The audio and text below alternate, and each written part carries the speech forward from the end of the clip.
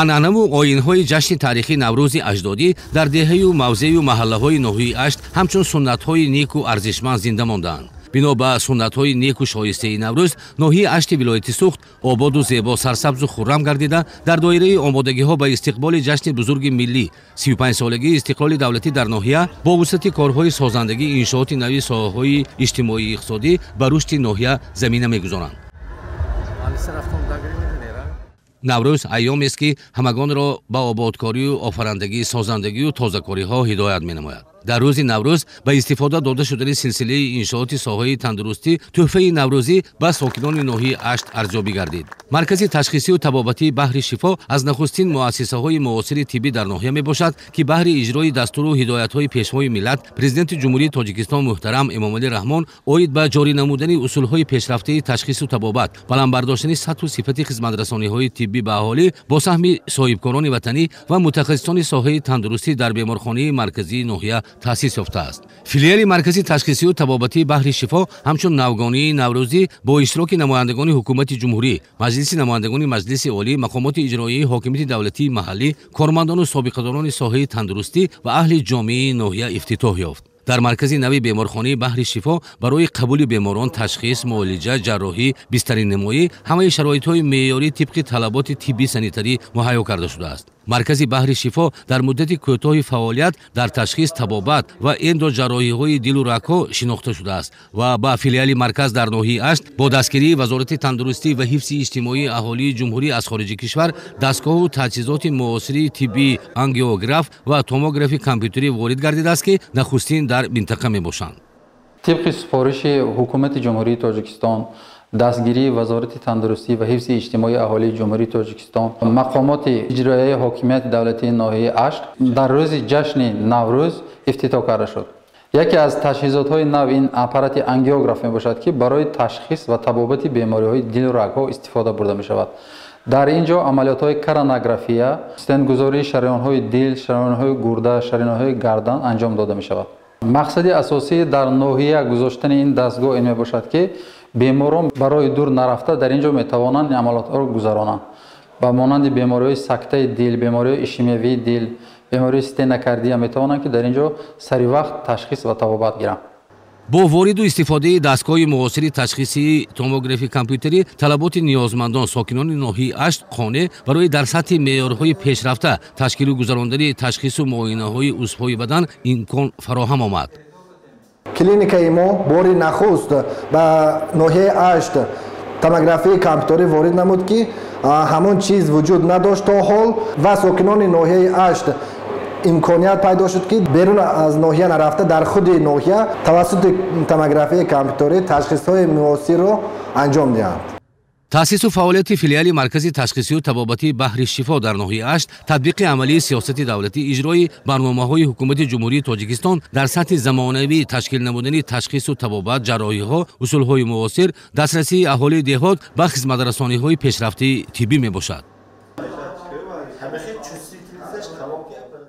дар арафа ва рӯзҳои Наврӯз ҳамчунин дар соҳаи тандурустии деҳоти ноҳияи Ашт дигар иншооти нави соҳа мавриди истифода қарор гирифтанд. беморхонаи сироятии минтақавӣ дар ҷамоати деҳоти Ориён, таъмини оби нӯшокӣ бо сохтани чоҳи амудӣ дар шӯъбаи дуюми ҷарроҳӣ дар шаҳраки Дӯстӣ, шӯъбаи таваллуд бо муҷаҳҳазгардонӣ бо таҷҳизоти замонавӣ дар деҳаи бободархони ҷамоати деҳоти Понғоз аз чунин навгониҳои наврӯзӣ мебошанд ва ба беҳтар намудани хизматрасониҳои тиббӣ дар деҳоти ноҳияи Ашт мусоидат менамоянд.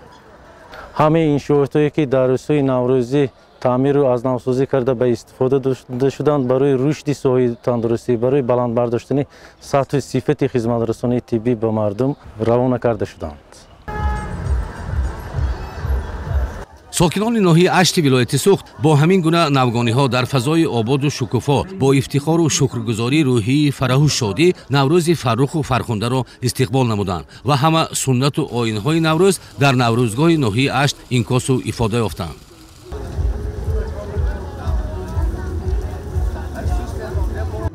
дар намоиши оину суннатҳои наврӯзии аҳли ноҳия ҳамаи анъанаҳои тарихии он пеш аз ҳама муждагонӣ аз ин айёми бедории табиату оламу одам, қалбҳои саршори суруру меҳру вафо, чеҳраҳои шоду шукуфо, либосҳои тозаву вуҷуди поки сокинон, орзуҳои неку созанда, фарорасидани айёми сабзаву шукуфтанҳо, оғози кишту кору фаровонию тозакориҳо, тантанаҳои рӯшноиву покиву садоқат таҷассум ёфтанд. намоиши намунаҳои дастовардҳои соҳаҳо, ҳунармандони ноҳия, заҳмати аҳли идораи муассиса, намояндагони ҷамоати шаҳраку деҳоти ноҳия ки дар онҳо зиндаву поянда будани анъанаҳои эҷоди ҳунарҳои мардумӣ, орзуву ниятҳои неку созандаи халқ ва фарҳанги ҷашни қадимии инкосёф шаҳодат аз он аст ки халқи тоҷик меросбарони ҳақиқии наврӯзанд ва ин ҷашни бузургтарини миллӣ ба шоистагӣ арҷ мегузонанд. наврӯзиҳои аҳли ноҳияи ашт собитгари он аст ки ҳамагон дарк намуданд ки бо ҷашни ҷаҳонӣ эълон шуданаш масъулияти рисолати соҳибони наврӯз аст ки тамоми суннатҳои қадимии онро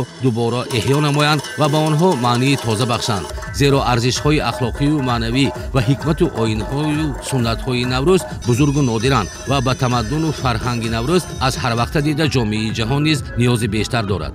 аҳли наврӯзгоҳи ноҳияи ашт ва дар симои онҳо кулли сокинони ноҳияро раиси ноҳия, намояндаи ҳукумати ҷумҳурии Тоҷикистон, маҷлиси намояндагони маҷлиси олии ҷумҳурии Тоҷикистон, намояндаи мақомоти иҷроии ҳокимияти давлатии вилояти Суғд ба ифтихори ҷашни миллию ҷаҳонӣ шодбош гуфтанд. таъкид ёфт ки маҳз ба шарофати истиқлоли давлатӣ наврӯз зиндаву эҳё гардида ба ҷашни миллию давлатӣ табдил ёфт ва соласол шукӯҳу шаҳомату маънии тоза касб менамояд. зеро асолати иҷтимоиву ахлоқии наврӯз хеле бузург буда нишонаи тафаккури созандаву бунёдкоронаи халқ мебошад. дар рӯзи наврӯз ба гурӯҳи калони намояндагони соҳаҳои ноҳия мукофоту ифтихорнома ва тӯҳфаҳои наврӯзӣ тақдим гардиданд. дар наврӯзгоҳи асосии ноҳияи ашт дар таронаю чакомаҳо ҳикмату оину суннатҳои наврӯз, ифодаю тараннум, арзишҳои олию маънавию ахлоқии фарҳанги наврӯз васфу пешниҳод гардид.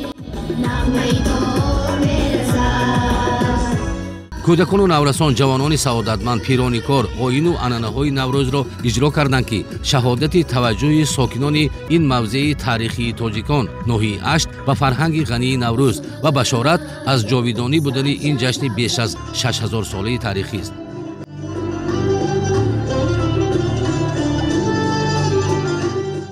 наврӯзгоҳи аҳли ноҳияи ашт ва наврӯзиҳои бошукӯҳи аҳли ноҳия таҷассуму ифодагари зиндаву поянда будани ҳикмату оину суннатҳои накӯи наврӯз дар дилу вуҷуди ҳар фарди ҷомеа ва ифодаи нияту орзуҳои накӯи наврӯзии сокинони ноҳияи ашти вилояти Суғд гардид.